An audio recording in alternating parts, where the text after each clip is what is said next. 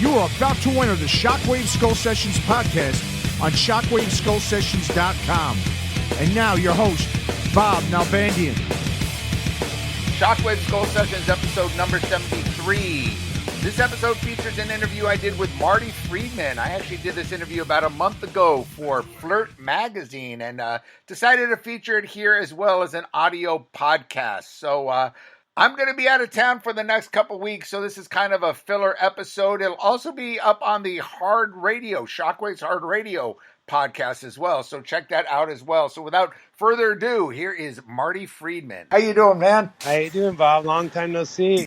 Yeah, everything's great. How about yourself? Doing okay. You know, I'm in the Bay Area here in San Jose, but oh, really? Been here for, almost a couple years now. You know, when I've been doing the latest movies, so I just moved up here. As you probably know, the movie's been done since January. We did like a little premiere at the NAMM show at the Metal Hall of Fame Award show. That, you know, we just screened part one, and then we had a bunch of screenings planned, and then of course COVID hit, so we had to cancel all the screenings, so we're just on hold now.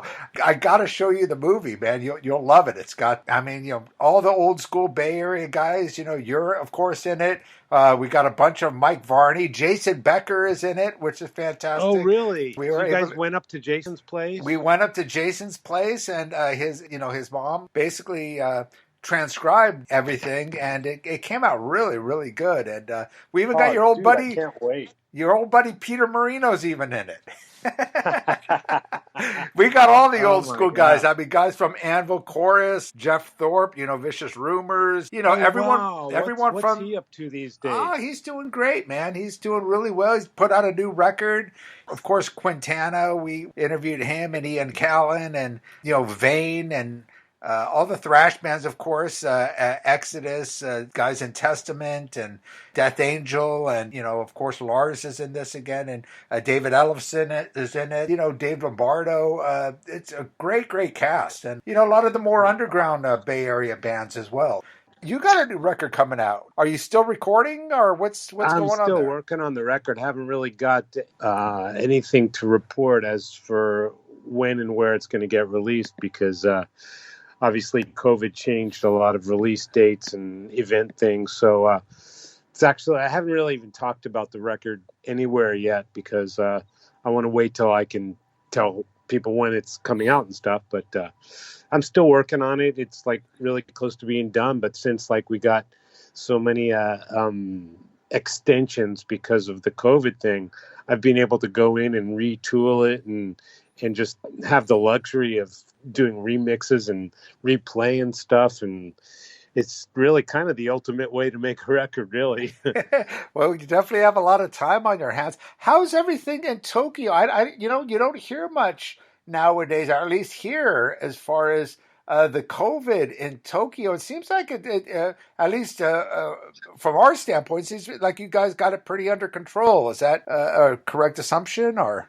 Yeah, I mean, it really slowed down to a dead halt about 2 or 3 weeks ago. Right. And then they kind of started opening things up again, and lo and behold, it started to spike up again. So I think hopefully people are responding to that and are going to be a little bit more prudent in what they do with, how they stay, away from congregating. I think that's the main problem, and because everybody wears masks here anyway, so it's not really a big deal. But once they started opening up a lot of nightlife type of drinking establishments and bars and stuff like that, and that's where people go out, and they go out in groups, and they talk really loud in small tight quarters, and lo and behold, numbers kind of went up again. But hopefully it'll slow down. The worst thing is the fact that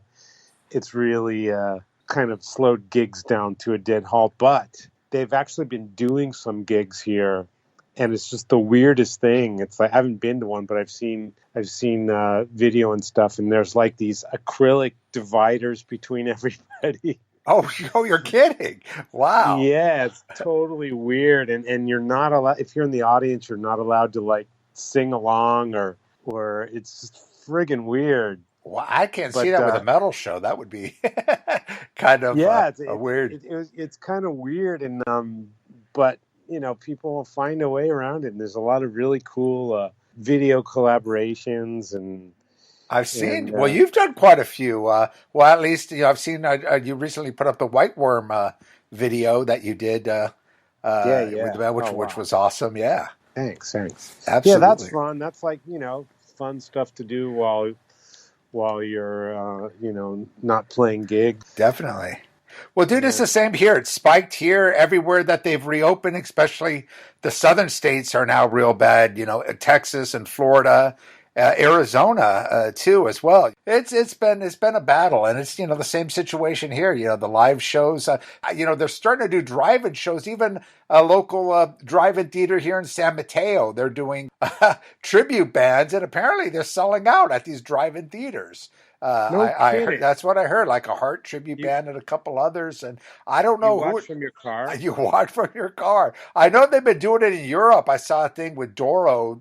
She did it, but I don't know. It's a weird thing. I can't really picture going to a metal show in your car and watching in your car, right? It's kind of a weird thing, but hey, you got to open your windows to listen? Is that how that works? I guess because regular drive-in theaters, you tune into the radio, right? Isn't that? I believe that's how they still do it. There's a frequency where maybe it's a radio, yeah. So I don't know if that is how it's done or if it's. I would imagine they would have amps and everything set up, and you just open up the windows. I mean, it would be stupid to hear if it's recorded. You hear it like on the radio frequency, and really ruin the live effect. It's like, what the hell is this? That's hilarious, man. Yeah. But everybody's being creative. You know what I mean? That's a good thing. You got to be. It's like when people are in jail, they think of all these creative ways to do things, and the same thing with music. You know what I mean? Absolutely, man. And dude, you've been real active, especially on Facebook, I've noticed. And like I said, you did the White Worm video, which was awesome. And you're all over on there. So I guess it's given you a lot more time to kind of, reconnect, especially with a lot of your fans here in the States and all over the world.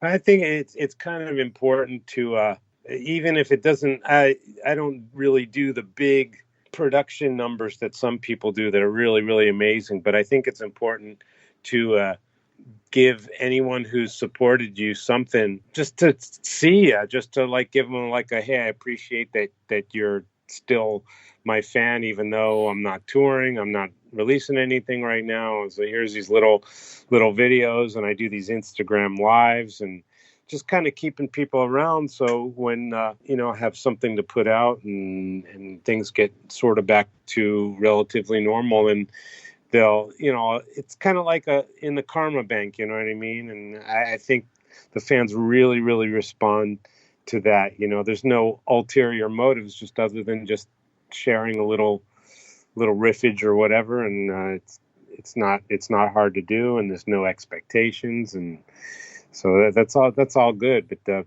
God, man, I want to do a gig so bad. Yeah, dude, I can imagine. But at least you got in the studio and get the new record, the forthcoming record. Now, of course, you have the same band, right? Jordan Ziff on second guitar, Chargy on drums, and Ryota Yashnari on bass. Correct?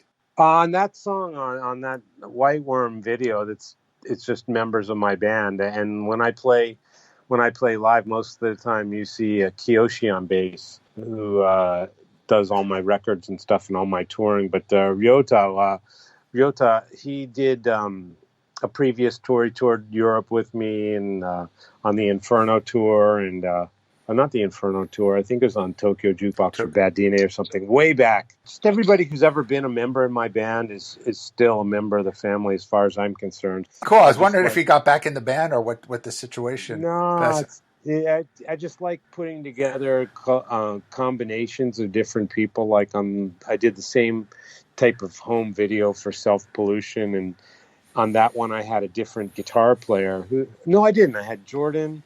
And I had a different drummer. I had Anup Sastry, who plays on all my records. Oh, right on. And on White Worm, I had Chargy, who plays in my live touring group. And he's awesome. He's like that. It's just kind of a big family. Whoever is up for doing a song and who wants to do it, and whoever's up for a tour. But my main touring band is me, Chargy, Kiyoshi, and Jordan. As I say, is it difficult with Jordan? I know you're you and the rest of the band are obviously in Tokyo, and Jordan still in Arizona? Is that where he's living? Yeah, he's in Arizona, and the last time we toured was America, so it's really easiest for him because he's already there. Sure, that was an But awesome show tour, dude. oh, you That were was there. You were there up in was it Oakland or San Francisco or? yeah. We went to the I think it was Oakland. You played in Oakland, yeah. And I Yeah, saw it you was. at the Whiskey, or was the Whiskey? I think was the last tour, the previous tour. Yeah, Yeah, dude, it was awesome, man. Unbelievable live yeah. band. Yeah, thanks, man. And Jordan, is he still doing stuff with Rat? I know he was playing with Rat too. Yeah, I mean, he's doing that and doing a lot of things. He's working on his own music, and he's always completely part of my family. So whatever his schedule allows to do is fine with me, and he's in my band as far as I'm concerned. But if he's doing something with Rat or any other commitments, it's absolutely no problem on my part. I've got a Japanese guitarist over here who does my stuff in Japan and some of my Asian stuff, and he's also fantastic. But I really want to get Jordan over here to Japan because there's just a certain chemistry about the four of us that you saw, when we played America. It's just like really, it's a funky, two Americans and two Japanese, and it's just a really cool culture mashup that just works. So I support any single thing that he ever does, and of course I don't tour like 12 months out of the year, so I can't tell people to not do other gigs. So I'm sure. I think it's kind of the norm now. Even before the whole COVID thing. I mean, a lot of artists now, they're in multiple bands. It seems, like back in the day, it was kind of an unheard of thing, but now it's quite common with a lot of, especially metal bands. Yeah, it's kind of new in America. That's totally normal in Japan because Japan, in Europe too. Yeah, it's pretty normal. There's not many places to play. I mean, if you're doing a long tour, maybe it's 25, 26 different cities, and then the rest of the year you're not touring. So a lot of people are in several bands here, so it's not uncommon. Now, what about you? I know you were doing a lot of stuff. Obviously, as far as touring, you can't, everything's shut down pretty much. Although you are doing the acrylic, the acrylic. I haven't done it. I haven't played live. Like the J-pop bands or bands like that, are they out doing stuff? Are you? No, active? They're not. Everybody's doing like live streaming, and I'm going to be doing a live streaming concert within the next couple of months.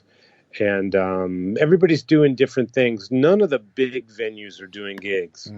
The gigs that are happening, like with acrylics, are kind of 500 seaters, and they're only holding like about 130, 40, and they're all separated. And I haven't done it, so I don't know what the monetary system is, but it doesn't sound like anybody's making a whole lot of money from that. But I think it's just more or less a spirit kind of thing, playing live. We all want to play live more than anything. So I don't know if I'd want to go to a show under those situations. Yeah, I'm kind of everyone's like, I get it. It's great to be creative and to kind of get around it because, who knows how long this is going to go for. But, for a rock and roll show, it just kind of ruins the whole vibe. I'm sorry. Yeah. It's just not, it's not, I would rather just not go and not see a show and just, listen to some kick-ass music. I mean, the great thing is now a lot of bands have time to be creative in the studio and write new music and really take the time to, write new songs. Speaking of new songs on the new record, talk a little bit about the new songs. What can we expect? Any record that I do, as you know, as anybody who listens to my stuff would know, is it's going to be one step, at least in my opinion, one step further, deeper, more above, whatever it is, just a new step farther ahead, advanced, just something I've never done before. And I've had the luxury of much more time and much more of other people's time as well. I mean, it's really hard to track down and nail down members and studio people that you really want to have your A team, but sometimes the A team is very busy. You know what I mean? Sure. And but now it's been a lot easier to get people on board who are usually really, really busy. And so scheduling has been just a breeze. and love that. And so it's Right. really A team all over the record. And yeah, well, we'll definitely get into more details later, and I'll send you some stuff when I have something to listen to. Absolutely, absolutely. And dude, I can't wait. I mean, I always think, how could it get more extreme than the last album? I said that when Inferno came out in like 2014, and then you put out Wall of Sound. That's like, holy shit. I mean, so I could just imagine how extreme and how over the top this album is going to be. And then, of course, you had a couple years ago, you put out the One Bad MF Live, which was a great live album. How did that do for you? Did you, because that was really your first live record you put out? Well, it's the first. I'd like to say it's my first, but it's actually the second one. I did one in like 2007. That's right. I think 2007, live in Europe. Right. And, yes, that's correct. It was all right, but it's totally forgivable that you forgot about it, because I wouldn't want to say I want people to forget it, but it wasn't anywhere near. It's all my fault. I mean, it just wasn't as good as a live. You and I both grew up with the great live albums. Sure. And it's just not up there with any of that. It was basically just a good recording of good performances of a tour, but I wasn't any kind of front man or any kind of. It wasn't what it should have been. But the One Bad MF was just, I had the band. It was the tour that you saw, the band that you saw, and had it recorded properly. And the first live albums, we just recorded a whole bunch of live shows and picked things and tried to edit it and make it sound like a performance. And, you really need to be on the ball to make that work. So, but this time we just recorded the show. And the show was killer, and it was recorded well, so there was really nothing to do except, cut out as much songs as you need to fit the time. I mean, when you make a live album, our concert was like 2 hours and 10 minutes, but you could only fit 80 minutes on a CD. So cutting out stuff and keeping the continuity was where the energy went.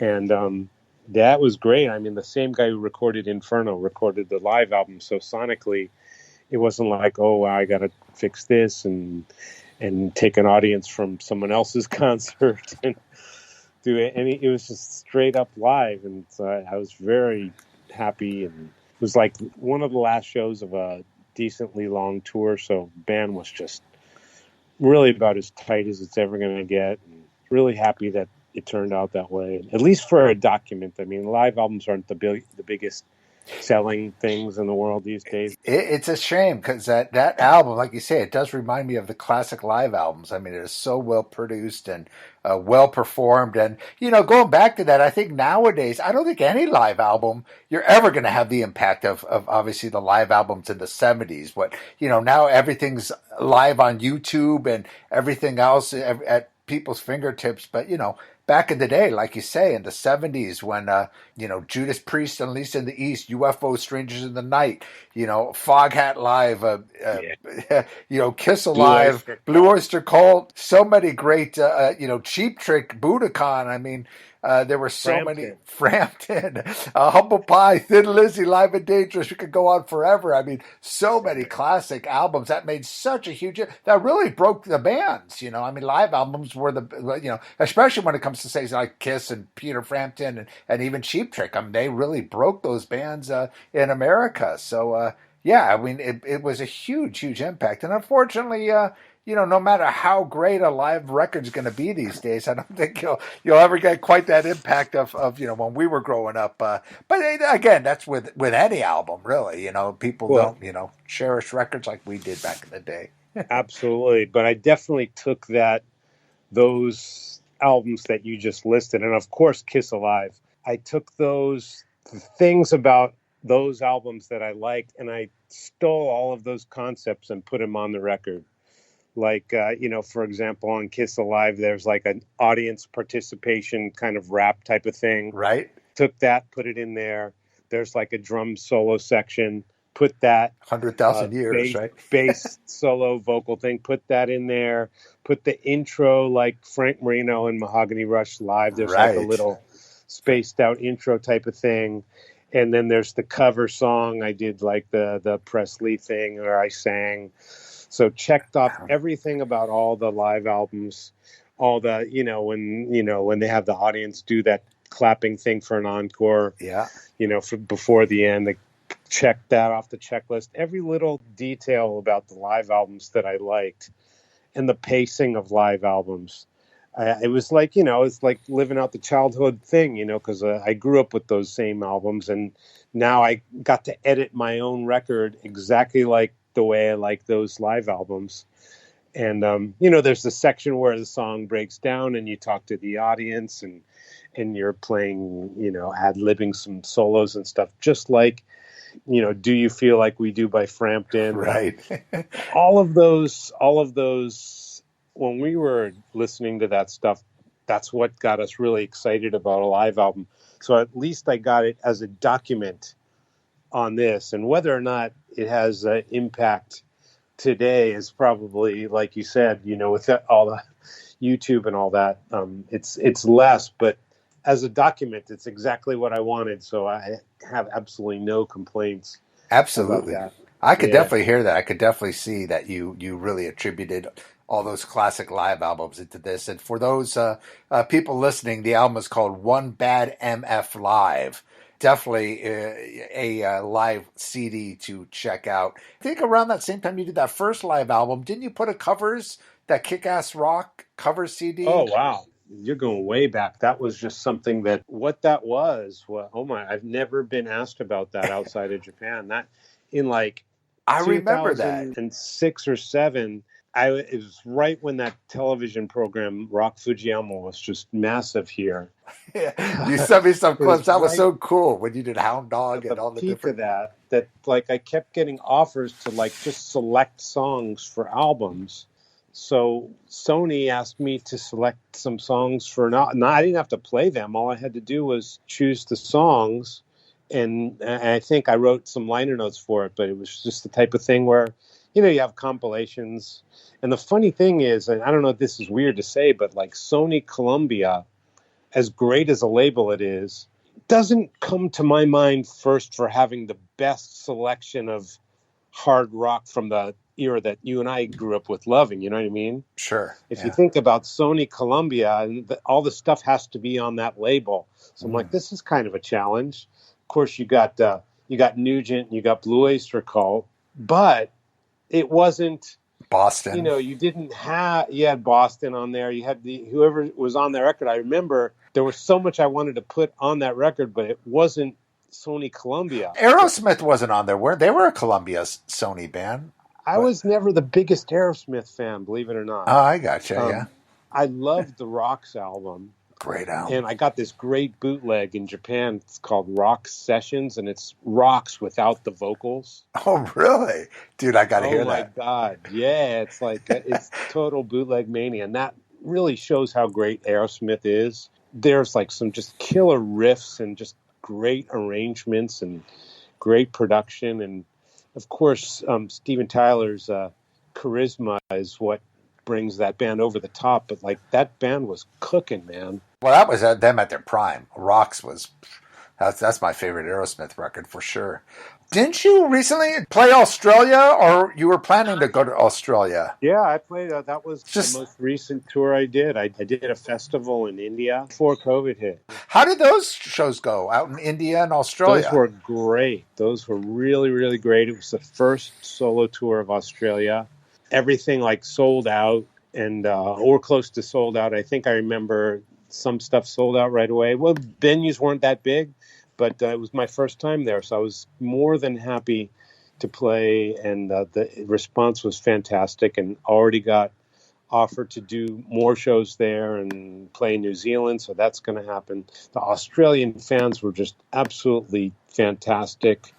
I loved them all. They really cared about music and were very knowledgeable about stuff that only a maniac would know about my career, and if you're not in Japan, it's really hard to keep up on the little details, but a lot of the Australians did, and they really seemed to have a great time, and it was really well run, nicely promoted, and just everything was done right, which is always good to see. And then we're looking forward to going back there. And so that was the most recent. Oh, that's not true. That's the most recent tour, but I did do a few shows in Japan after that, right when COVID started, and it was weird. It was just a weird vibe because people were very cautious about playing shows and going to shows, and there weren't as many people as you'd expect at a show. And I was, as usual, kind of ignorant of the news. I never really know what's going on in the news. So I was like, I did the show,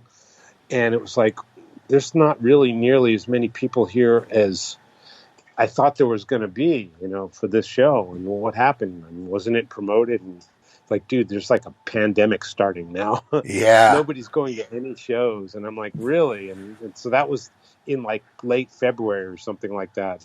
Oh, wow, So that late. That late. I was surprised that anybody showed up at all after I heard that. Yeah, I think the last big arena shows I remember in the Bay Area, I think, was Kiss, and that was probably late February. I heard that actually went over really well, but that was when, I think just after that, everyone started canceling. That was like the last. But I was going to say that the fact that you're so heavily on social media now and posting videos on YouTube, I mean, that really, because I know so many of your American fans miss you and miss seeing you, but it seems like now there's, they kind of get the feeling that you're right there, man, watching these videos and stuff. So it's really cool that you're really able to connect with the fans that way.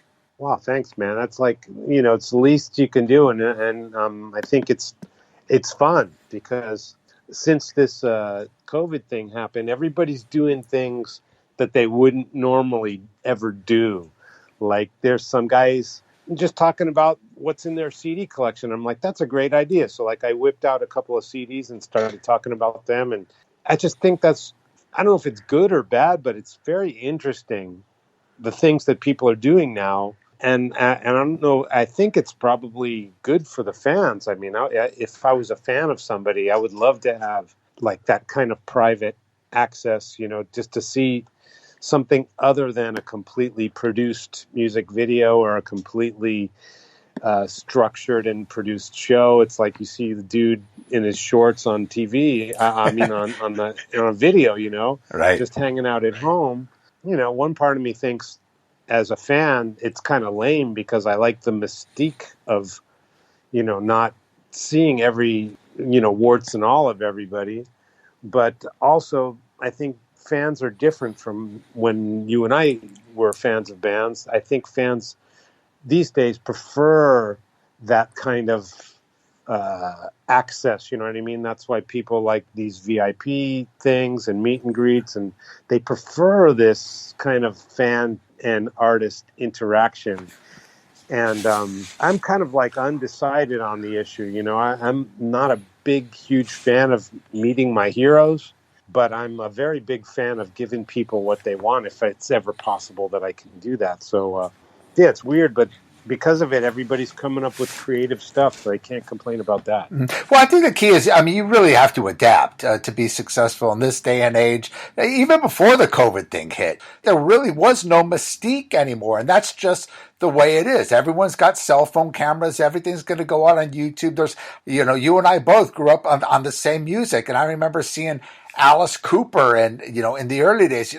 I remember seeing him on that award show on American. I don't know if you remember when the American Music Awards, Diana Ross announced him, and he like freaked out, and you didn't know if it was real or not, because you're a kid at 9 years old. I don't know if you remember it. He just went berserk. Yeah, and you're kind of like, oh my God, that's Alice. I mean, just magic. It was real magic. Exactly. And they just came out, and then he did, Go to Hell or Wish You Were Here or one of the songs.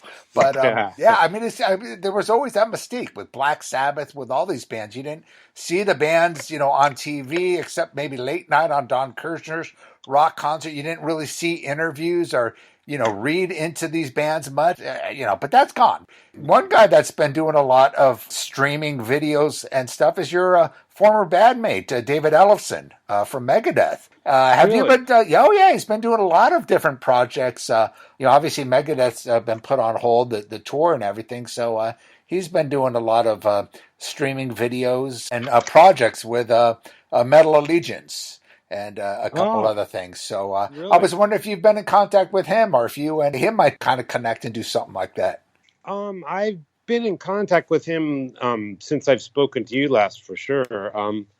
Occasionally, something will come up that will involve both of us, and we'll be able to chat for a while. It's always nice to reconnect with him and anybody from that camp. But lately, I haven't heard from him, and I'm not really sure.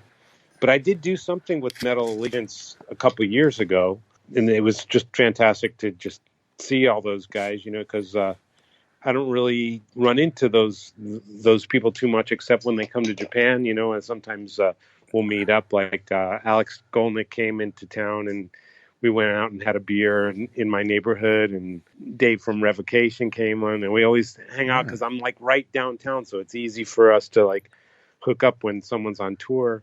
The venues are close to my house, so I meet people that way, and the Raven guys and all that stuff. But I haven't heard from David, but he's such a great speaker and an interesting guy, so it's no stretch of the imagination to see that he's doing a lot of good video stuff. Absolutely. I know you've been obviously in touch with Jason Becker, and you played on his last album, Triumphant Heart, which Sure. unbelievable album, a classic album, Yeah. classic Jason Becker, and great stuff Yeah. you contributed there. Any other projects you've planned now that you've got some time on your hands that you might collaborate with other musicians? You don't have to be in the same country now to record. So Right. I've done a bunch of recording for friends things, and working on band projects here, and producing. And the main thing is ever since January, I've been really deep into my own record. So it's a leisurely way to record compared to where I usually record, because a lot of the other work is much less. I mean, I usually have more TV and radio stuff going on than I do now. Now it's like maybe 2 or 3 times a month. So all that other time is just deep into studio stuff, and half of the studio stuff I can do at home, a lot of the editing. So it's really mostly my own thing. I've got a couple other things, couple other projects going on as usual. But the main thing is my next solo album, and what's going to happen with that. And there should be some new videos related to that coming in the next maybe 2 months or so. But yeah, it's just nothing really other too big to report.